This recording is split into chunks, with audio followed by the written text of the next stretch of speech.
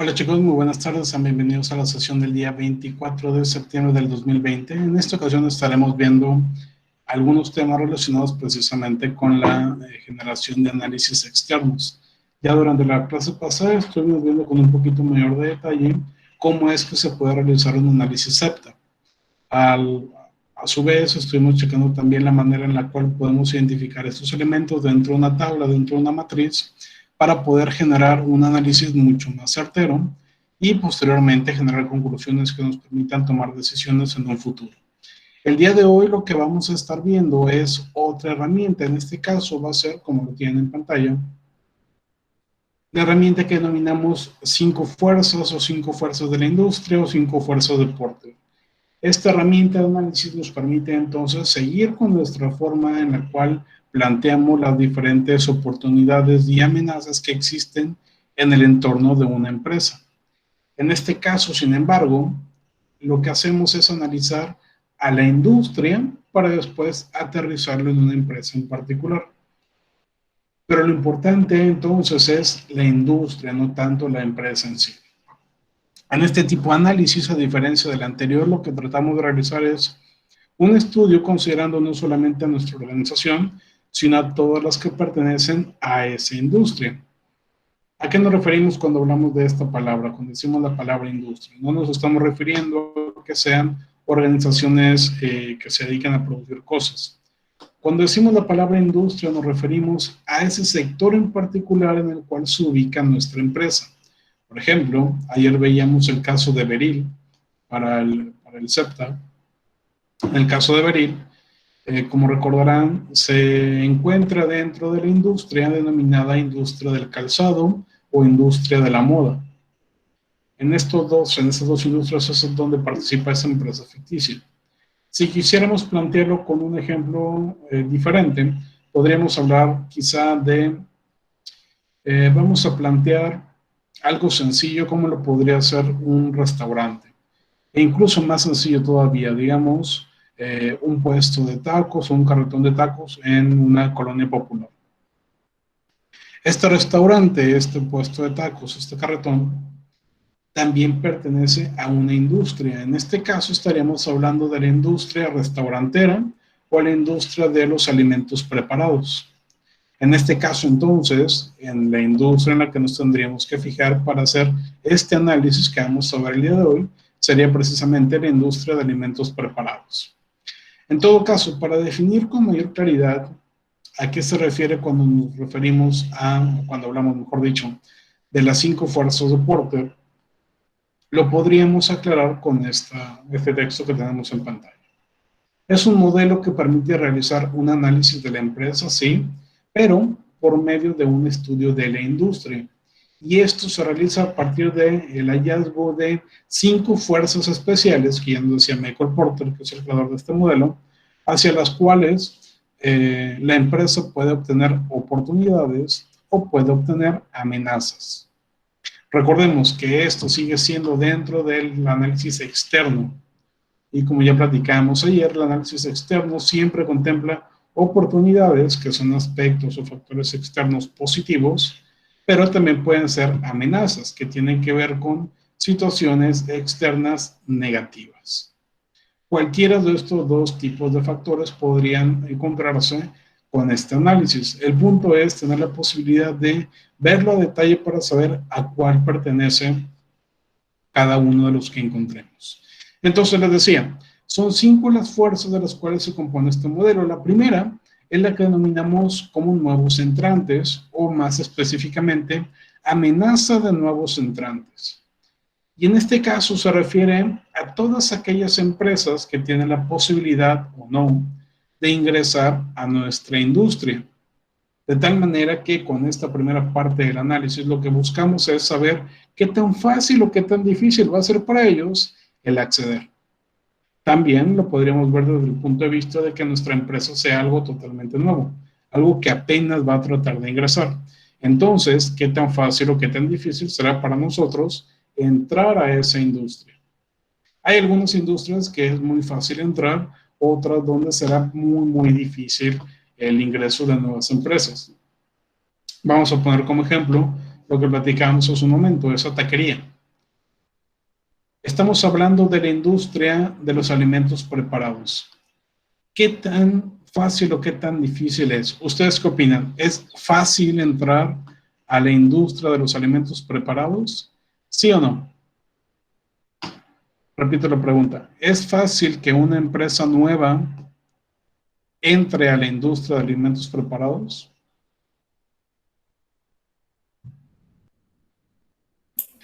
Pues tal vez sí es fácil, pero le va a tomar tiempo hacer clientes y así porque pues tienen competencia que tienen mucho más antigüedad, si es nueva. Ok, gracias. Por acá en el chat también nos responde Ana Luisa y Dana, que sí consideran que es fácil. Y en este caso particular, ojo, no nos referimos a la búsqueda de clientes, no nos referimos a si va a haber proveedores o no. Nos referimos particularmente a si nuestra empresa se podrá dedicar a eso. En este caso, podremos crear una empresa que venda alimentos preparados. ¿Qué tan fácil es? La respuesta, como bien lo han comentado todos, todas en este caso, es sí.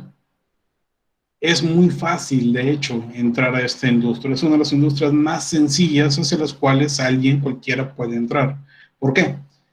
Es tan amplia la cantidad de opciones que tenemos que en muchas ocasiones basta con solamente tener un producto muy básico para poder considerarnos dentro de esa industria. ¿A qué me refiero? Las empresas que están en la industria de los alimentos preparados pueden ser, por ejemplo, un restaurante de 5 estrellas con una estrella Michelin que se ubica en la Ciudad de México como el Puyol, uno de los restaurantes más importantes a nivel mundial. Pero dentro de esta industria, además, se encuentra cualquier persona que se dedique a la venta de comida en cualquier parte del mundo. Estamos hablando incluso de que esa taquería que está en una colonia, digamos en la colonia moderna, está dentro de la industria de alimentos preparados. Incluso si ustedes de repente empiezan a hacer en su casa, no sé, digamos, almuerzos y los venden en Facebook, de que se venden almuerzos de chilaquiles a 60 pesos la orden, de 8 de la mañana a 11 de la mañana con entrega a domicilio. Eso también es entrar a esa industria. Ya estás vendiendo alimentos preparados, entonces perteneces a esa industria. ¿Qué tan difícil fue? No lo fue tanto. Porque, por ejemplo, por temas de dinero, ¿fue muy caro? En algunos casos sí. Aquel restaurante súper grande, enorme, súper padre, con el chef de experiencia internacional será bastante caro. Pero también podría ser ese carretón que solamente nos cuesta el tema de la carne y la renta del carretón quizá. Bastante económico. O incluso con nuestros mismos utensilios, nuestra misma cocina, estufa, refrigerador, ya no gasté nada más que en los materiales. Que incluso puede ser que estoy creando mi comida con la despensa de la semana, el pan que ya tenía ahí, o las tortillas que ya tenía ahí, la comida que ya tenía ahí. Entonces, es bastante económico. Entonces, por temas de dinero, no es difícil que entren nuevas empresas. ¿Qué tantos proveedores existen? Una gran cantidad. Muchas empresas venden cosas de comida, entonces no hay problema. ¿Qué tantos clientes existen para esta industria? Muchísimos, prácticamente todas las personas. Entonces no es difícil en ese sentido tampoco. ¿Habrá algún permiso que tengo que tramitar y demás? Pues sí, pero no será difícil conseguirlos tampoco. Entonces, la primera parte tiene que ver con esto, qué tan fácil o qué tan difícil es para nuevas empresas que ingresen a esta industria. Y lo podemos ver desde dos perspectivas, y ojo con esto. Si nosotros ya estamos dentro de la industria, el hecho de que esta no sea tan de difícil acceso representa una amenaza para nosotros. ¿Por qué? Porque es bien fácil que vengan muchos otros competidores nuevos. Es tan grande que muchas veces es sencillo que muchas empresas vayan entrando. Entonces, representa una amenaza para mí que ya estoy adentro. Pero si yo soy una empresa totalmente nueva, se convierte en una oportunidad. Porque como yo soy nuevo y quiero entrar a esa industria, representa entonces que será fácil que yo pueda ingresar. Entonces, si vemos aquí, tiene dos perspectivas. Para algunos puede ser oportunidad, para otros será amenaza. Y lo mismo funciona con cada una de las 5 fuerzas. En algunos casos lo podemos observar como oportunidad y en otros como amenaza, dependiendo de diversos factores. El tamaño de la industria, el tipo de empresa en la cual nos encontramos, el tipo de productos y demás. En todo caso, la primera fuerza, específicamente la amenaza de nuevos entrantes, tiene que ver con esto, con qué tan fácil o difícil será para las empresas ingresar a esta industria. Tenemos entonces después la segunda fuerza. Y aquí hablamos ya sobre proveedores, no competencia, sobre proveedores. Y lo denominamos particularmente poder de negociación de los proveedores. Y esto tiene que ver con la capacidad que tienen esas empresas que nos entregan productos, nuestras materias primas o insumos, para poder negociar. Y tiene que ver principalmente con la cantidad de proveedores que existen y qué tan fácil es acceder a esos proveedores. Vamos a regresar al ejemplo que platicábamos sobre la taquería, sobre este puesto de tacos. ¿Qué tipo de materia prima necesito para mi taquería? Vamos a plantearlo de manera general. Hablamos de necesito algún tipo de manteca, manteca de cerdo, manteca de res. Necesito carne, carne de res, carne de cerdo. Necesito cilantro, necesito cebolla, necesito tortillas. Vamos a hablar de esos 5 por el momento. O bueno, vamos a reducirlo a 4. Carne, manteca, tortillas y verduras. ¿Cuántos proveedores habrá de esos? Vamos a enfocarnos en un solo, digamos carne. ¿Cuántos proveedores de carne hay en la ciudad? Específicamente en Ciudad Victoria. Una ciudad que no es grande, pero tampoco es muy pequeña. ¿Cuántos proveedores de carne habrá en Victoria? ¿1, 2, 10 o más de 50? ¿Qué opinan ustedes?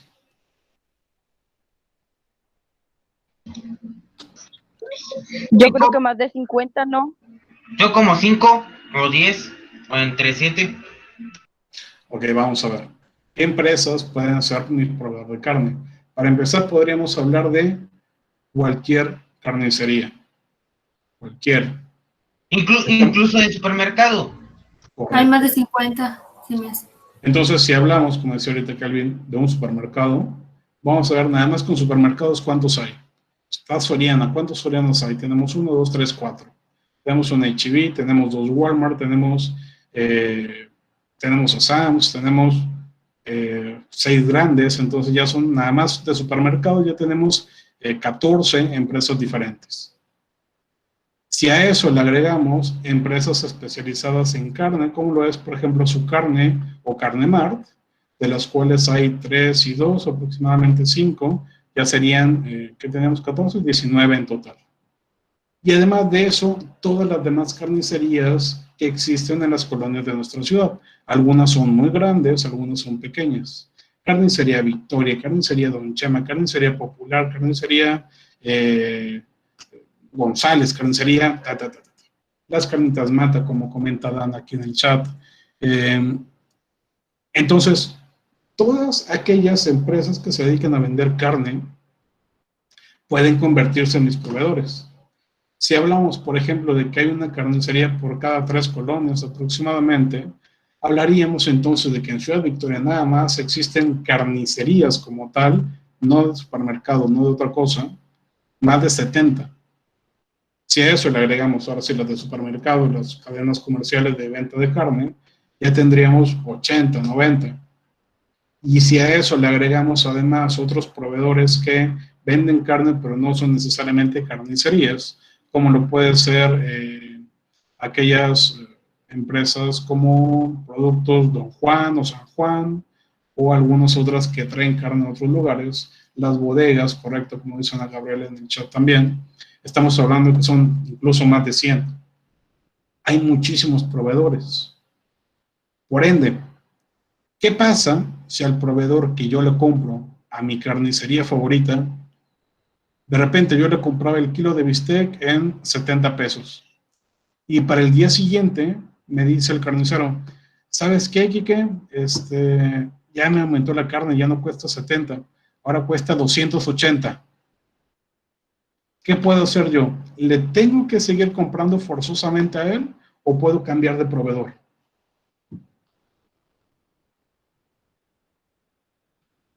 Se puede cambiar de proveedor. ¿Por qué me puedo cambiar de proveedor? Porque Pues hay sí, cambiar de suficiente proveedor. variedad. Pero si la carne, o sea, no es igual, tendrá que negociarse, ¿no? Ok, bien. En este caso llegamos a un punto en el que tengo dos opciones. Número uno, puedo quedarme con el mismo proveedor si es que este me representa ciertos factores particulares como la calidad de la carne o el sabor de la carne. Pero recordemos, hablamos de un carretón de tacos, el cual el principal valor que tiene no es de la carne en sí, principalmente tiene que ver con el sazón que se le da por la manteca y por la preparación del taquero.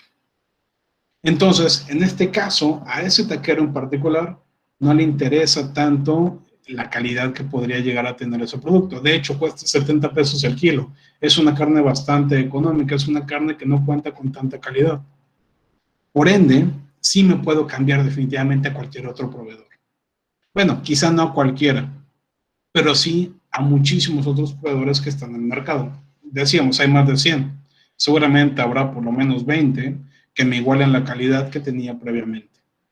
Entonces, tomando esto en consideración, ese proveedor que yo tenía, que me incrementó el costo de 70 a más de 200 pesos, no tiene poder sobre mí. Si me dice aquí que te subí el precio de la carne, yo le digo, ok, muchas gracias, me voy. Es demasiado. Si me lo hubiera subido de 70 a 80, se entiende. De 70 a 90 o 100, ok, lo negociamos, como por ahí comentaban. Pero un cambio tan drástico, pues no tengo necesidad de seguir con él. Hay tantos proveedores que me puedo cambiar, ¿vale? Entonces, una cosa es que existan muchos proveedores. ¿Qué tan fácil es que los otros proveedores me acepten a mí como cliente? En este caso particular, no hay ningún problema.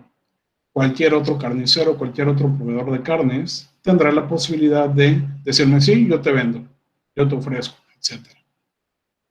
Vamos a cambiar el ejemplo. Digamos que en lugar de carne, lo que yo tengo es un problema con mi servicio de internet, ¿vale? Ya es bastante diferente. Entonces, en el lugar en el que se ubica esta taquería, digamos que es, por ejemplo, la colonia, voy a inventar una colonia, la colonia Trapo Morado. En la colonia Trapo Morado, que está en las afueras de la ciudad, solamente llega un servicio de internet, solamente llega Easy. Y ese es el que yo estoy utilizando dentro de mi taquería. Entonces, como estamos en época de pandemia, en mi negocio particularmente no me dejan que vaya gente.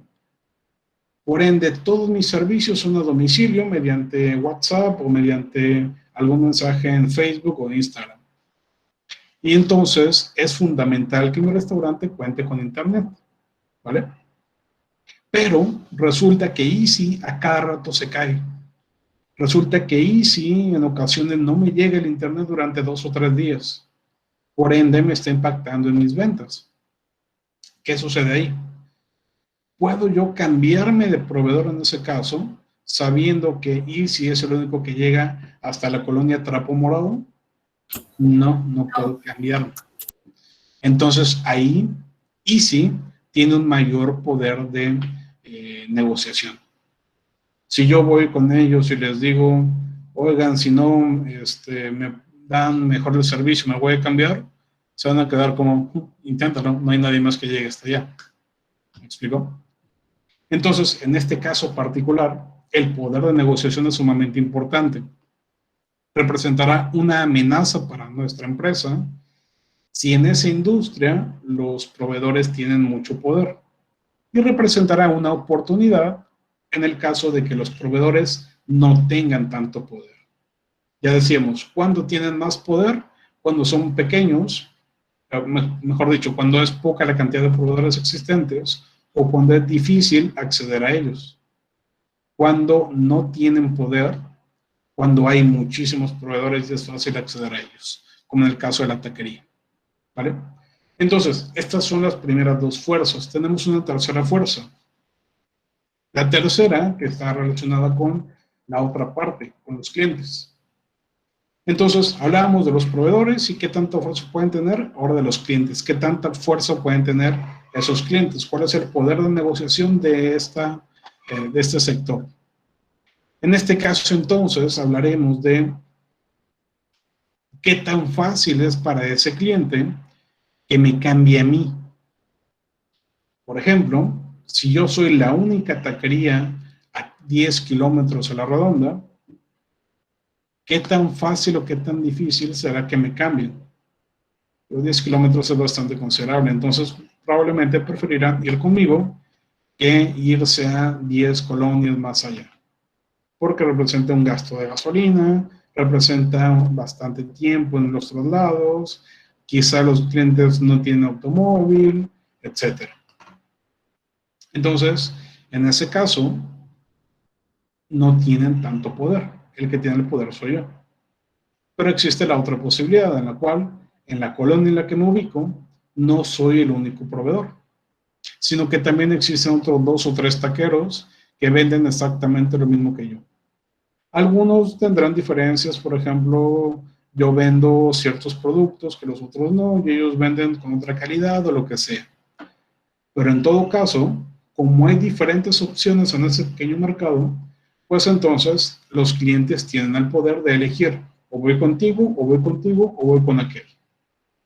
Como hay opciones, tienen más poder de elección, ¿vale? Entonces, aunado a esto, viene el grado de dependencia y tiene que ver con qué tanto depende de que yo exista para que tú puedas alcanzar tus objetivos. Por ejemplo, si hablamos de una persona que consume muchos tacos en este caso, pues necesitará constantemente que alguien le venda sus tacos, en este caso soy yo. O puede ser que sea una persona que come tacos solamente una vez cada 3 meses. Entonces, pues no representa una gran cantidad de ingreso para mí. Entonces, así vamos midiendo qué tanto poder tienen esos clientes. Lo mismo también de la cantidad de clientes que tenemos. Puede ser que mi taquería tiene 5 clientes fijos que cada 3 días me van a comprar. Y esos 5 clientes fijos van siempre, siempre, siempre. Pero de repente 2 dejaron de ir. Se me fue el 40% de mis clientes. O puede ser que yo tengo 500 clientes. Si de esos 500 clientes se me van 2, no me importa, tengo otros 498. Entonces, en ese caso, no tendré tanto problema, no representará tanto poder que si tengo pocos y se me va casi la mitad. ¿Vale? Entonces, en esta fuerza lo que tratamos de identificar es eso. ¿Qué tanto poder tienen los clientes sobre las empresas de esa industria?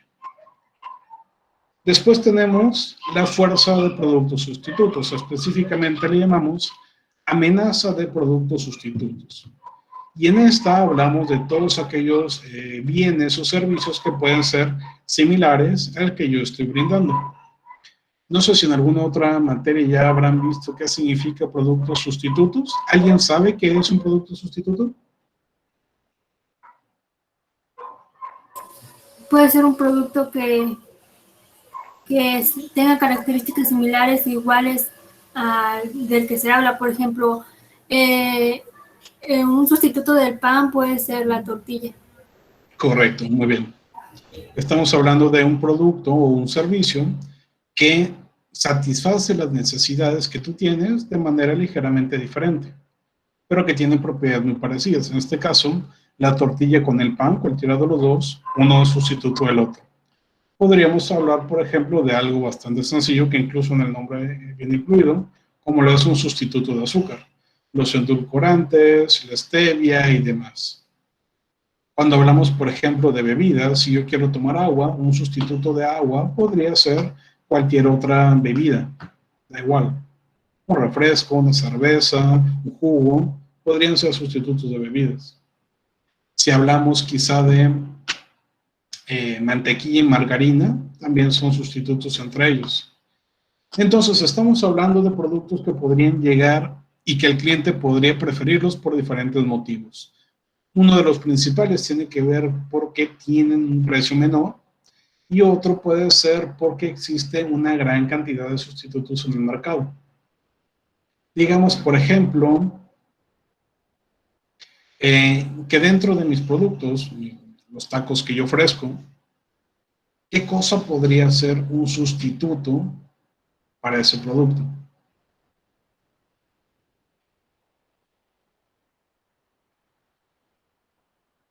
¿Qué podría ser sustituto de la venta de tacos?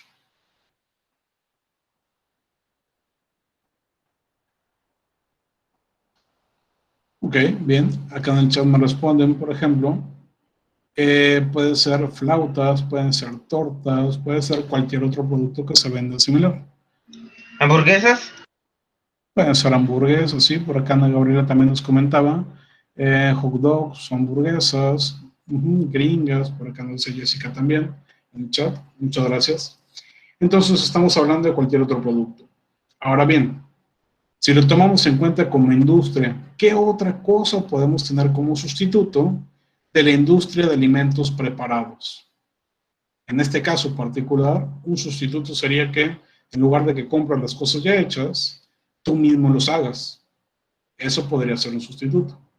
Entonces tendríamos que identificar si la gente está comprando mis productos o mis servicios porque ellos no lo pueden hacer o porque ellos no lo quieren hacer. De manera que encontremos también la posibilidad de que uno sustituto sea que ellos los hagan por ellos mismos. Por ejemplo, de que tengan la posibilidad de hacer tacos y prefieran hacerlos en su casa que comprarlos en un local o en un puesto. Entonces, tendríamos que medir esto. ¿Qué tan fácil es que me sustituyan por alguien más? Si es muy fácil que me sustituyan, entonces es una amenaza. Si es muy difícil que alguien me sustituya, sería una oportunidad. Por último, el quinto elemento, en este caso, la quinta fuerza que denominamos rivalidad entre los competidores existentes o la rivalidad de la industria. Y aquí es parecido al punto 1, con la diferencia de que en esta quinta fuerza habla de las empresas que ya están dentro del mercado en un momento particular. Y en este caso hablamos entonces de cómo la gran cantidad de empresas que existen en ese mercado podrían llegar a afectarme, o cómo el hecho de que existan muy pocas empresas en un mercado particular podrían llegar a beneficiarme. Hay casos en donde la existencia de tantas empresas podrían afectarme y otros donde podrían beneficiarme. Por ejemplo, si hablamos de taquerías, como platicamos hace un rato con la fuerza de clientes, si hay 10 taquerías en un espacio de 2 cuadras, existe una gran rivalidad. Todos querrán que vayan con ellos. No sé si han ido, por ejemplo, a una feria, a la feria de aquí de Victoria, ejemplo más clásico, y si van al área de comidas de esa feria, lo que va a suceder es que las personas que están ahí los van a invitar a que pasen a sus restaurantes. Y viene una persona de un local diciendo, pasa con nosotros, tenemos esas promociones, aquí está la carta. Y camina 2 pasos y viene otra persona invitándote. Y eventualmente puede ser que caigas con uno. Que tiene sus problemas de precios, que te engañan y demás, eso es otra cosa. Pero de que hay rivalidad, hay rivalidad. Vas a elegir a uno u otro por algún factor. Entonces, en ese caso, existe mucha rivalidad y eso representa una amenaza, porque el cliente va a ir con uno y no va a ir con el otro. Pero también hay casos donde el que existan muchos es una ventaja. Por ejemplo, una plaza comercial que cuenta con una gran cantidad de locales que venden ropa o que venden zapatos, a pesar de que están todos juntos, no me dejarán mentir muchos de ustedes, eso permite que te den más ganas de ir, porque sabes que si en una tienda no te gusta, vas a ir a la otra o vas a ir a la otra. Y entonces a lo mejor durante tus compras vas a ir a 1, 2, 3, 4 o 5 tiendas diferentes, y es posible que en cada una de ellas compres algo, o que al menos ya hayas visto lo suficiente para posteriormente regresar y comprarlo. A diferencia de si la tienda de ropa está aislada y quieres tratar de vender. Ese caso particular es un ejemplo en el cual el hecho de que haya muchas empresas en el mismo lugar es benéfico, es una oportunidad, pero no siempre es así, dependerá de cada industria. Normalmente es al contrario como en la industria de la comida. Entonces, ¿Qué tantas empresas hay en ese sector, o en esa industria, o en ese mercado? Es importante medirlo para saber si representan oportunidades o amenazas para nuestra empresa y para la industria como tal. Entonces, en términos generales, así es como funcionan las 5 fuerzas de Porter. Profe, todavía no estoy entendiendo nada. ¿Cómo hacemos todo eso que usted dice? Bueno, para poder aterrizarlo, para poder llevarlo a la práctica, existen diferentes métodos. Uno de los que más me gustan a mí es a partir de la creación de preguntas que nos permiten, a través de un análisis bastante sencillo, el saber qué tan amenaza o qué tan oportunidad es cada fuerza.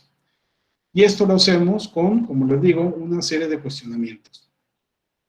En el caso de la fuerza número 1, amenaza a nuevos competidores. Tenemos, por ejemplo, todas estas preguntas que nos van a permitir, una vez respondidas, identificar qué tan bueno o qué tan malo es para nosotros. Disculpe, profe. ¿Tenemos que anotar todo eso? Si quiere, no es obligatorio.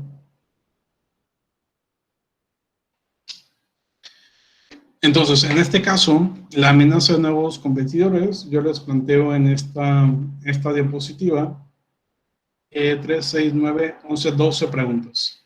11 preguntas, mejor dicho. Y respondiendo a cada uno será bastante más sencillo el determinar si nos va a beneficiar o no. O en este caso, si es benéfico o no la entrada de nuevos competidores. Por ejemplo, vamos a tomar alguna de ellas, digamos. ¿Cuál estará bien? Digamos, por ejemplo, la tercera. Hay identidades establecidas de marca en su industria. ¿Qué quiere decir esta pregunta? Que si dentro de la industria en la cual yo me desenvuelvo, hay marcas fuertes ya establecidas. Hay, por ejemplo, en el caso de la taquería, hablaríamos de la industria restauranteras. Hay restaurantes que ya tienen una marca bien establecida dentro del mercado. Y para la industria restaurantera, casi en todos lados, va a ser un sí. Definitivamente sí. Estoy bastante seguro incluso que todos ustedes podrían mencionarme por lo menos 10 restaurantes diferentes de aquí de Victoria que ustedes conocen. Hablando, por ejemplo, de franquicias internacionales, como podría ser un Burger King. Podríamos hablar de empresas nacionales, como lo es quizá Gorditas Doña Tota.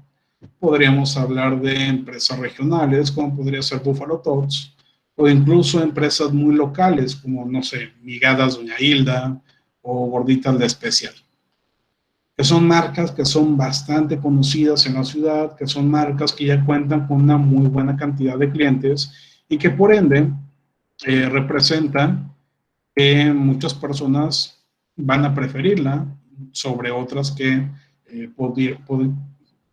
mejor dicho, que pudieran llegar a entrar. Por acá en el chat nos dice Ana Gabriela Sport Tortas, correcto, una franquicia nacional que también es bastante conocida. Flautas del Arce, una empresa local también bastante conocida. Entonces, dentro de la industria de alimentos preparados, sí hay marcas que ya están bien establecidas en la industria. En este caso, ¿qué representa? El hecho de que haya tantas empresas muy reconocidas significa que los clientes ya saben que van a ir con ellos y van a preferir a esas marcas que ya existen que ir a una empresa nueva. Entonces, esto representa que es más difícil para una nueva empresa entrar a esa industria. ¿Ok? Entonces, lo mismo con cada una de las demás preguntas. Vamos a pasar con este otro ejemplo. ¿Hay licencias, seguros o estándares difíciles de obtener? Regresando al caso de la industria restaurantera. ¿Ustedes creen o ustedes saben de alguna licencia, seguro o estándar que sea difícil de obtener para la industria de alimentos preparados?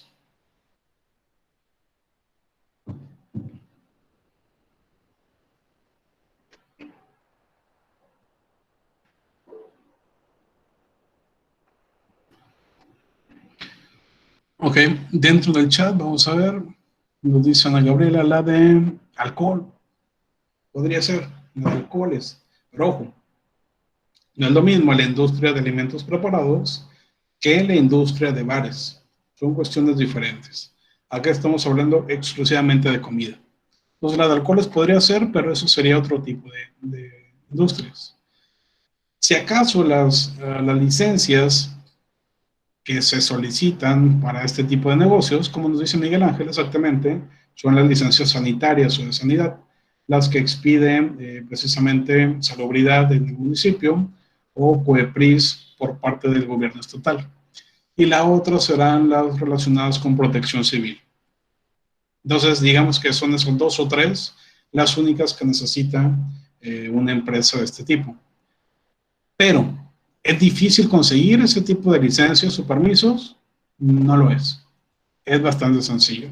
Número 1, la de salubridad, basta con que tengas limpio tu local, y la de protección civil, con que sigas ciertas reglas que te marcan ellos de espacios, acomodo, entradas, baños y salidas. Bastante sencillo. Cualquier negocio las puede conseguir. A diferencia, por ejemplo, de una empresa farmacéutica, que su negocio resulta de generar vacunas nuevas. En ese caso, sí, en ese caso tienen reglas estrictas que seguir, licencias que obtener, reglamentos que acatar. Aquella otra industria sí es muy complicada en tema de licencias y permisos, pero la de alimentos preparados, no. Sí existen, pero son fáciles de obtener. Entonces, en este caso, la primera que comentábamos, la primera pregunta, que es esta de identidades de marca, nos decía que ya existen muchas marcas, entonces va a ser difícil entrar al mercado. Pero acá nos dice que son pocos los criterios o son fáciles de obtener. Entonces, es fácil entrar al mercado. Por ende, si esta nos dice que no, pero esta otra nos dice que sí, ¿qué nos dicen todas las demás? Después de desarrollar o responder cada una de las preguntas, podríamos determinar qué tanto representa una amenaza esta entrada de nuevos competidores. Y para que quede todavía más claro, existe una serie de perfiles, una serie de documentos también que nos pueden ayudar a realizar este tipo de ejercicios. Por ejemplo, a continuación les voy a mostrar. Ahí está. Conforme avanza la materia, de hecho por ahí de la próxima semana que ya estaremos viendo este tema un poquito más aplicado, por cuestiones de tiempo y hoy no lo vamos a ver. Les voy a compartir un documento que tiene esta información que están viendo en pantalla en este momento. Este documento tiene exactamente las mismas preguntas que planteamos hace un rato. En este caso, particularmente para la parte de entrada de nuevos competidores, perdón, se incluyen las preguntas y se incluyen algunas columnas de la parte derecha. Algo bastante parecido a lo que veíamos ayer con el formato del CEPTA. Entonces, ¿qué hacemos con este formato? Respondemos a la pregunta con un sí o con un no. Y después ponemos notas, como tal cual como planteamos hace un momento. Aquí está, por ejemplo, lo de las marcas bien establecidas en la industria. Decíamos que existe, sí, una serie de marcas bien establecidas. Entonces, acá tendríamos que poner una marca en el sí. ¿Ok? Y después tendríamos que poner una nota con la que nos referimos. Ya plantearíamos en este caso de que en el mercado en el cual se encuentra nuestro restaurante existe una gran cantidad de negocios que ya son notoriamente reconocidos, como pueden ser Flautas del Arce, como puede ser Sport Tortas, como puede ser Corte de Doña Tota, todas las franquicias nacionales e internacionales, etc. Y entonces, básicamente, estas notas vienen a ser la justificación de la respuesta que pusiste de este otro lado. De esta manera, entonces, estamos respondiendo la pregunta y después anotando esa justificación. Ya cuando terminamos de responder cada una de las preguntas, obtenemos acá en la parte inferior qué significa nuestra respuesta. Si obtuvimos muchas favorables o muchas respuestas sí, significa que las barreras de entrada son altas. Si obtuvimos muchas respuestas no, tenemos signo de menos, lo que significa que las barreras de entrada son bajas. En todo caso, ya veremos esto con mayor detalle en las siguientes sesiones, no se preocupen. También ya en las siguientes sesiones les estaré compartiendo este formato en editable para que lo puedan ir llenando para su siguiente avance. Muy bien. ¿Alguien tiene una pregunta hasta ahorita? ¿Pregunta, comentario? Hay una pregunta, pero que no es de esta clase, sino de la de antes. ¿Qué pasó? El último, ¿qué pasó? En la anterior clase, solo vimos lo que era el CEPTA y sus preguntas, ¿verdad? Correcto, sí. Ah, bueno, está bien, profe, sí. Muy bien. Entonces, si no hay más preguntas, sería todo por el día de hoy. Recuerden a los que forman parte del grupo de tutorías, que ya les envié la invitación por ahí, tenemos hoy sesión grupal de tutorías a las 7:50 de la noche. Es un horario bastante complicado, pero al menos en esta ocasión, por ser la primera, sí les pido que estén presentes. Les recuerdo también que el listado de tutorados no incluye a todos los de este grupo. Entonces, si no les llegó la invitación, de mi parte, seguramente pertenecen a algún otro tutor. Ya sería cuestión de checar con ellos. ¿Con ese mismo link? No, respondiendo aquí a la pregunta de Ana Gabriela en el chat.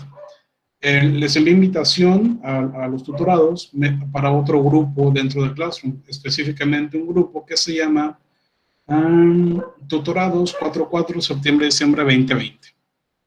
Por ahí ya muchos de ustedes me respondieron. Está América, Denny, José, Yesenia, Jessica, Heréndida, Oscar, Daisy, Kelvin, Cindy. Muchos de ustedes ya me respondieron, ya están integrados en el grupo.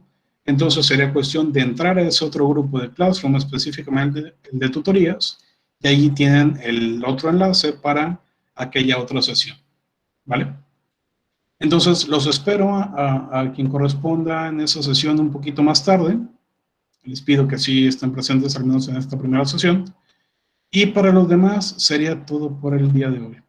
Ahora vamos a checar aquí en otra pregunta. Jessica me pregunta, profe, ¿el proyecto lo puedo hacer en otro documento de Word o tiene que ser en el suyo? Ok, buena pregunta, la respondo rápidamente. Por ahí, tanto en este grupo como en el otro, me han estado preguntando sobre temas de diseño y temas como este que me pregunta Jessica ahorita. Los documentos que les subí de la primera unidad, las guías, fungen precisamente como eso, guías. Entonces, ustedes pueden elaborar su avance o su trabajo como tal en otro documento de Word. Mi recomendación es que, como estamos a distancia, trabajen la mayor parte del documento a través de Google Docs, dentro de Google Drive, para que estén al mismo tiempo, todos trabajando, y todos puedan ver cómo está el documento. Y ya cuando se vaya a entregar, quien lo vaya a hacer, lo descargue y acomode temas de diseño. Tienen total libertad creativa en temas de portada, en temas de tamaño de letra, en temas de acomodo, en temas de colores, tamaños. Tienen total libertad creativa. Lo único que sí les pido es que esa libertad creativa la aprovechen a su favor.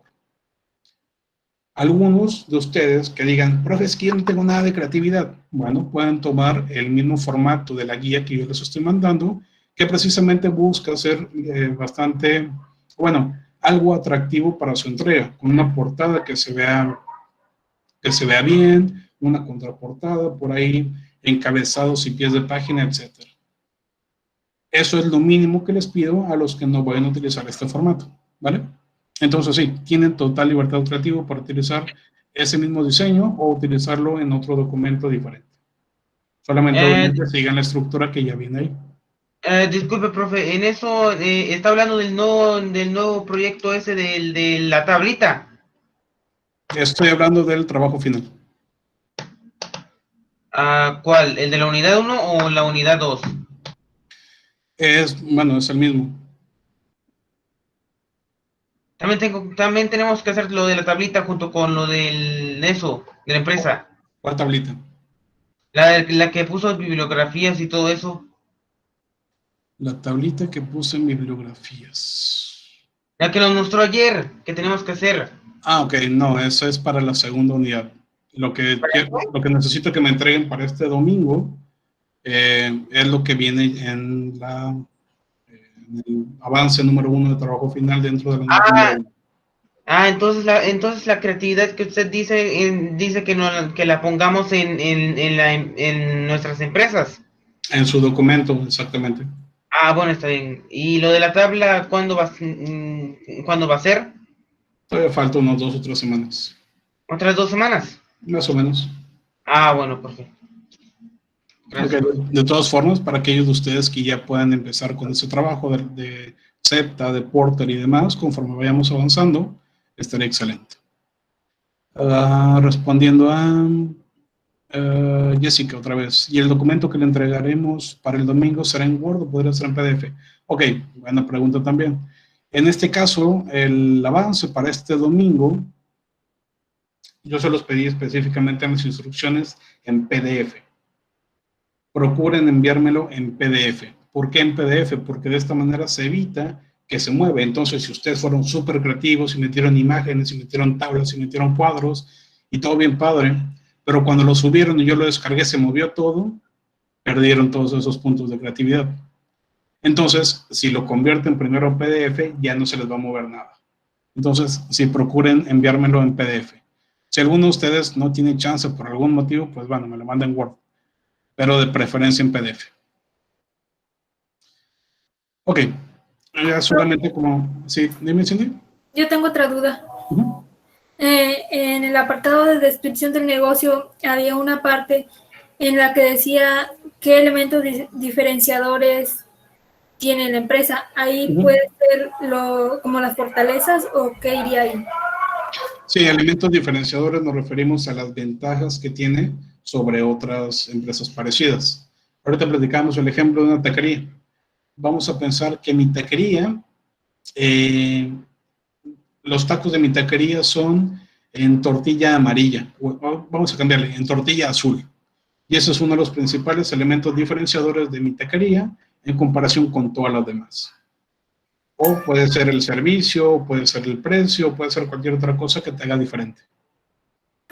Ah, ok, profe. Y si es una empresa nueva que creamos, no debe de llevar antecedentes, ¿verdad? Eso lo omitimos. Digo, si quieren pueden agregar algo de cómo llegaron a esa idea de negocio nada más, pero no lleva antecedentes. Ah, ok. Es todo, profe. Gracias. Gracias. Ahora sí, ya solamente para concluir. El día de mañana, el día de mañana viernes, entiendo que varios de ustedes todavía no me entregan sus avances que pedí hace algunos días. Y les pedí para aquellos que lo están haciendo de forma individual o para los que faltaron un avance para mañana. Pero también en el caso de que en sus equipos ya me hayan entregado un avance y yo les hice algunas correcciones o hice algunos cambios, les voy a pedir para mañana que aquellos de ustedes que quieran, en este caso es opcional, me entreguen un nuevo avance para revisar cómo es que han hecho los cambios o cómo van con su trabajo final en general. O bueno, con este avance de trabajo final. De manera que antes de que me entreguen el domingo, ustedes tengan algunas correcciones que les puedan servir para esta entrega y entonces no pierdan puntos de manera equivocada. También por ahí, el día de ayer me envió avance uno de los equipos que me faltaba. No lo he revisado, por ahí un poquito más adelante, ya sea hoy por la noche o mañana por la mañana, les estaré haciendo las correcciones. En todo caso, para que tengan oportunidad de realizar este ejercicio, para que tengan oportunidad de avanzar con su proyecto, el día de mañana vamos a tener la clase libre de sesión, pero les pido entonces que trabajen en su proyecto y me pueden enviar ese avance a cualquier hora del día de mañana. ¿Ok? Entonces, tienen la sesión en vivo libre para que ustedes puedan trabajar desde sus casas en sus proyectos y me pueden entregar el avance hasta las 11:59 de la noche. ¿En qué les beneficia? Si me entregan el avance antes de las 11:59 de la noche del viernes, entonces les podré hacer correcciones durante el sábado que podrán trabajar para que su trabajo del domingo sea excelente. Si no me entregan avances, pues bueno, el trabajo del domingo no sabemos cómo le va a ir. Anda, Kelvin. Disculpe, profe, entonces tengo que hacer el avance el viernes y mostrárselo. Sí, correcto. Ah, bueno, entonces solo tendría que poner como que y en total tendría como que unas partes así, otras partes acá, así, como que uniendo las cosas en su Classroom. Sí, tú entrégamelo con base en la estructura que yo les mandé y ya Bueno, cuando me entregues yo te hago correcciones. Ujú. bueno, pero una pregunta, las, los avances se los vamos a entregar en Classroom, ¿verdad? No. En este caso, para el viernes, me lo Ujú. mandan por correo o me lo mandan por WhatsApp. Ah, ¿Ok? ok, profe. Este no es el avance oficial. El avance oficial es el domingo, ya después de esas correcciones. ¿Y cómo que dijo que esas correcciones qué? Ok, en este caso, a ver, estamos hablando de dos documentos. Uno que me van a enviar mañana para que yo les haga correcciones. ¿Ok? Ajá, es el mismo. Uno que me envían mañana para que yo les haga correcciones. Ok. Ese me lo van a enviar por correo o por WhatsApp, cualquiera de los dos. Ese Sí, ok. no es oficial, ese no es la entrega oficial. La entrega oficial es el domingo. El domingo sí se entrega vía Classroom en PDF, ya después de que yo les envíe las correcciones. Ya después de que nos envió las correcciones, vamos a enviar otra vez ese mismo documento, pero ya corregido, ¿verdad? Correcto, exactamente. Ok. Ok, acá respondiendo ya por último a Jessica. Sí, en este caso, las correcciones que ya les hice de lo que ya me entregaron antes, los que me enviaron algo, fue solamente sobre algunos puntos. Para el avance de mañana ya pueden incluir todo lo demás que faltó. El tema del organigrama, el tema de la descripción del negocio, el tema de los objetivos. La corrección precisamente que voy a tratar de hacer entonces para esos casos es sobre todo lo que resta del documento. Y respondiendo a Oscar, bueno, creo que ya te respondí. Respondiendo a Oscar, tienen todo el día de mañana para entregar, sí, hasta las 11:59 de la noche. Muy bien, entonces sería todo por el día de hoy. Muchas gracias por su asistencia y por sus participaciones, que en esta ocasión fueron bastante más amplias. Muchas gracias por eso. Que tengan una excelente tarde-noche y nos vemos con algunos un poquito más tarde. Nos vemos entonces con los demás hasta mañana. Adiós, profe. Hasta mañana o hasta más tarde.